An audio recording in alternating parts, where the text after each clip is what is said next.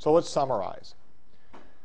What we've learned in this first lecture is that physical equilibrium is a concept where we can rely on a lot of stuff that we learned in the first semester about thermodynamics, a lot of stuff that we learned about intermolecular forces.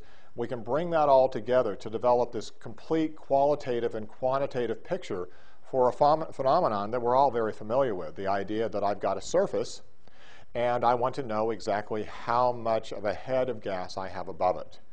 We immediately saw that we could rely on what we learned about intermolecular forces in the fall that, to help explain this thing qualitatively and allow us to rank vapor pressure, that we'd be able to say that the larger the intermolecular forces, the fewer the gas molecules that went up into the gas phase. And the smaller the intermolecular forces, the more that went up. But more substantially, we were able to jump off from thermodynamics and be able to develop a quantitative measure of what was going on. We saw immediately that temperature must have an impact.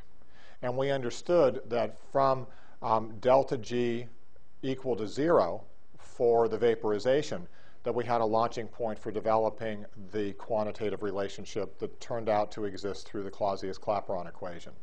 That equation that we derived showed something that we understand from our interactions with heating liquids up, that there's an exponential growth that occurs in the amount of vapor that's produced, and that this exponential growth is dependent upon the temperature.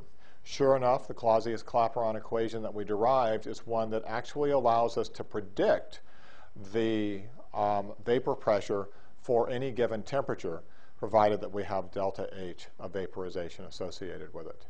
So this first lecture is a fairly intense but nice introduction to just how powerful an understanding of physical equilibrium is and how much it borrows from the ideas from thermodynamics and the ideas from intermolecular forces to be able to develop a really complete picture of what is going on for the important physical process of watching a liquid become a vapor.